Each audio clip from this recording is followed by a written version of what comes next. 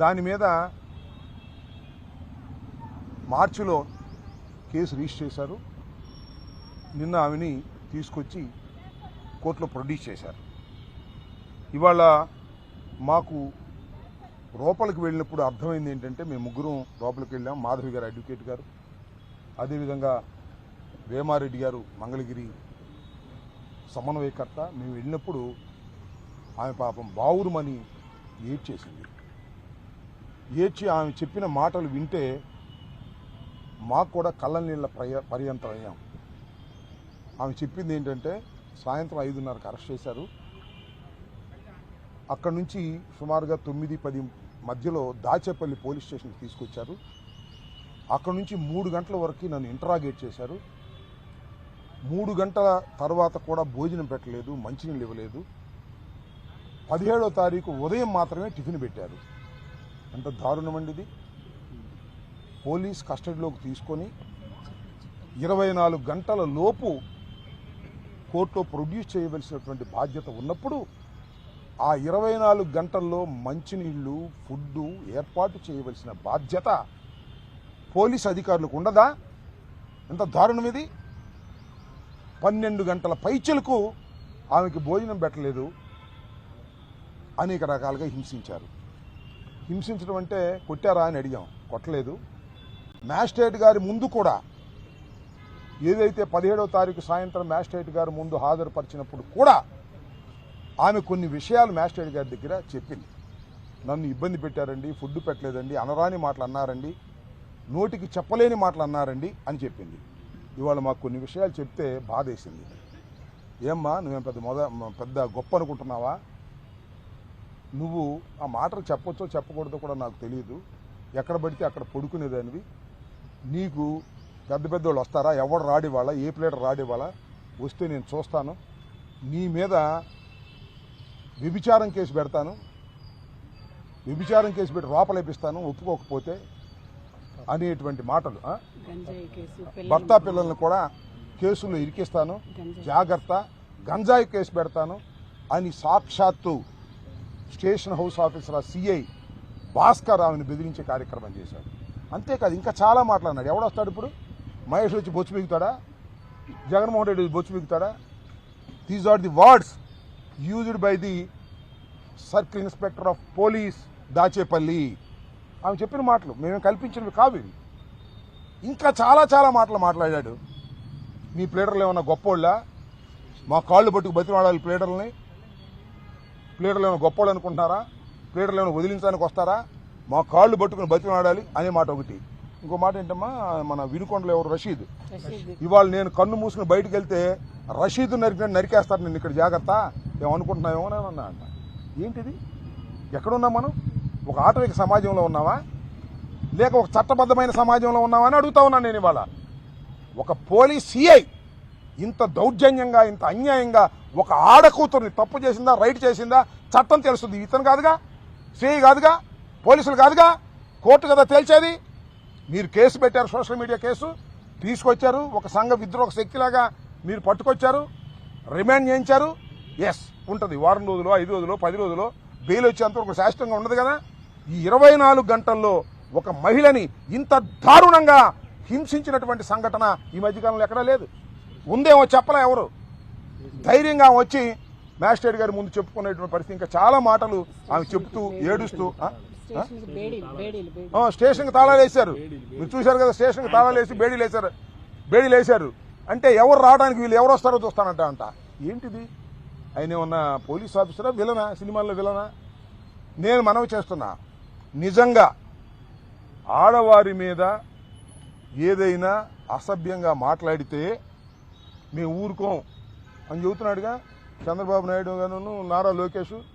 భారతమ్మ గారి మీద ఏదంటే వాడిని తీసుకెళ్ళి లోపలేసామంటున్నారుగా. ఇవాళ ఒక సిఐఏ సాక్షాత్తు ఒక ఆడ కూతురు మీద ఇంత అన్యాయంగా మాట్లాడాడు, మ్యాజిస్ట్రేట్ ముందు ఆమె రిపోర్ట్ చేసింది. తక్షణం సస్పెండ్ చేయండి. I demand that SI must be suspended immediately. ఆ CI must be suspended immediately. ఇంత దారుణంగా పోలీసు వ్యవస్థ వ్యవహరిస్తూ ఉంది. అందరూ కాదులేండి, ఆ సిఐ స్పెషల్. ఆ సిఐకి ఎప్పుడు హాట్ లైన్ ఉంటుంది. ఎవరికి? లోకేష్ గారి ఆఫీస్కి ఆ సిఐ గారికి హాట్ లైన్ మీరు ఒకసారి చూస్తే ఫోన్ చూస్తే అర్థమైపోద్ది, ఎవరు చూడరు కదా. హాట్లైన్ అక్కడ నుంచి ఏం మెసేజ్ వస్తే ఆ మెసేజ్ ప్రకారం కృష్ణవేణిని ఇబ్బంది పెట్టేటటువంటి కార్యక్రమం చేస్తున్నారు. ఇది రెండో కేసు. అంతకుముందు సుధారాణి, పెద్దిరెడ్డి సుధారాణి, ఆమెను కూడా అరెస్ట్ చేశారు. అరెస్ట్ చేసి 50 రోజుల పాటు జైల్లో అట్టి పెట్టారు. ఈమెను కూడా 50 రోజుల పాటు జైల్లో అట్టి పెట్టాలని, హింసించాలని ఈ రకమైన దారుణమైన కార్యక్రమాలు జరుగుతూ ఉంది. ఆమె చేసిన తప్పేం కాదని కూడా నేను మనవి చేస్తున్నాను. ఆమె ట్విట్టర్లో అది పెట్టింది అదేం పెద్ద ఇంత హింసించవలసినటువంటి నేరం కాదు. ఇవాళ ట్విట్టర్లో ఎంతమంది ఎన్ని పెడుతున్నారు చెప్పండి. అక్కడ దాకా ఎందుకు? ఎవరండి ఆయన, ఎవరో ఒక ఆయన ఉన్నాడు సీమరాజు అంట, ఆయన రోజు ఏం మాట్లాడుతున్నాడు మీరు ఒకసారి యూట్యూబ్లో కూర్చోండి. సీమరాజు అని ఎంత భయంకరంగా మాట్లాడుతున్నాడు. ఆయన సీమరాజా కాదు, లోకేష్ రాజా రోబో. లోకేష్ రాజా సృష్టించినటువంటి వ్యక్తి సీమరాజు. ఆ సీమరాజు మీద నేను కంప్లైంట్ కూడా ఇచ్చా. బ్రాడీపేటగా పట్టాపురంలో కేసు రిజిస్టర్ చేయలే. మళ్ళా పెడతా, మళ్ళా చూస్తా.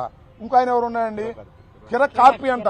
అతను ఏం మాట్లాడుతున్నాడు చూశారుగా టీవీల్లో, ఎంత దారుణంగా మాట్లాడుతున్నారో.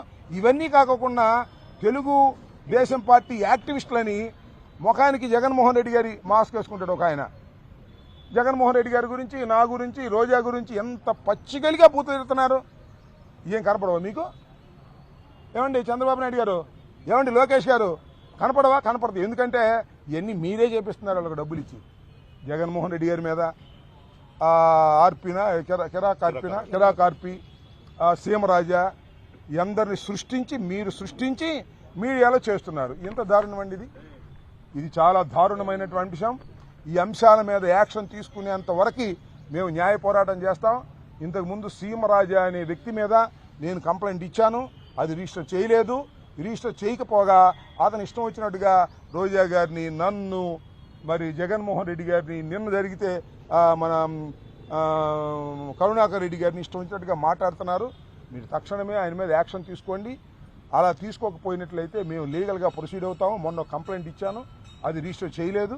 మళ్ళీ కంప్లైంట్ ఇస్తాం. అవసరమైతే హైకోర్టును ఆశ్రయిస్తాం. అంత అవసరమైతే సుప్రీంకోర్టును కూడా ఆశ్రయిస్తాం. లీగల్ ఫైట్ చేస్తాం. కేవలం ఒక ట్వీట్ చేసినందుకు ఈమెను తీసుకొచ్చి పాలేటి కృష్ణవేణిని ఇంత దారుణంగా హింసించినటువంటి సంఘటన హృదయ విదారకంగా ఉందని మనవి చేస్తున్నా.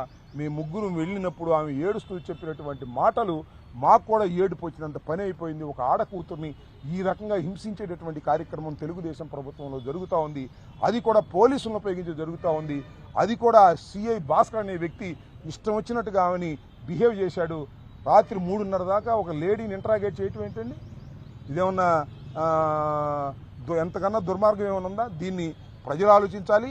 ప్రభుత్వానికి నిజంగా చిత్తశుద్ధి ఉంటే, ఉన్నట్టు నటిస్తున్నారు, ఉంటే ఆ సిఐ భాస్కర్ని తక్షణమే సస్పెండ్ చేసి మహిళలకు న్యాయం చేయవలసినటువంటి అవసరం ఉందని ఈ సందర్భంగా చెప్పదలుచుకున్నాను. ఎస్, పార్టీ నాయకుల పేర్లు చెప్పకపోతే నీ మీద వ్యభిచారం కేసు పెడతా. నీ మీదే కాదు, ఇంకా మీ పిల్లల్ని వేరే గంజాయి కేసుల్లో పెడతా. వాళ్ళ పిల్లల్ని చదువుకుంటున్నారంట పాపం. వాళ్ళు నీ స్కూల్ దగ్గరికి వెళ్ళి కూడా వెళ్ళి బెదిరించారంట పిల్లల్ని. అంతేకాదు నీ హస్బెండ్ మీద, రాజ్ కుమార్ హస్బెండ్ మీద గంజాయి కేసు పెడతా. Is are all threatenings. అంటే ఆమె వాళ్ళు చెప్పింది ఒప్పుకోవాలంతే, ఒప్పుకోకపోతే ఎన్ని కేసులు పెడతాం అనేటువంటి పద్ధతుల్లో కాస్త కోస్తో ధైర్యవంతురాలు కాబట్టి, ఇందాక ఎయిట్ చేసింది కానీ కాస్త కోస్తో ధైర్యవంతురాలు కాబట్టి ఆమె మ్యాజిస్ట్రేట్ ముందు చెప్పగలిగింది. కొంతమంది చెప్పలేకపోయారు. సుధారాణిని కూడా 50 రోజులు పెట్టి ఆమెను కూడా హింసించారు. సరే, మగవాళ్ళ సంగతి అక్కడ పెట్టండి. మగవాళ్ళని కొంతమందిని కొట్టారు కూడా, కొట్టినా చెప్పలేకపోయారు వాళ్ళు. కానీ లేడీస్ని ఈ విధంగా హింసించేటటువంటి కార్యక్రమం ఇవాళ ఈ రాష్ట్రంలో జరుగుతుంది. చాలా దారుణమైన అంశంగా నేను భావిస్తాను. అన్నింటినీ ఇప్పుడు ఆ సిఐ మీద ఈ ఇచ్చినటువంటి కోర్టులో మ్యాజిస్ట్రేట్ గారి ముందు ఇచ్చింది రికార్డ్ చేశారు. దానిలో అన్నీ చెప్పలేకపోయానండి. పోసుకొచ్చి నన్ను నోటికి అనరాని మాటలు అన్నాడు సిఐ గారు అని చెప్పింది. అంతేగాని ఇంకా డీటెయిల్డ్గా చెప్పలేదు. దీని మీద న్యాయ సలహా తీసుకొని అవసరమైతే హైకోర్టుకు వెళ్ళేటటువంటి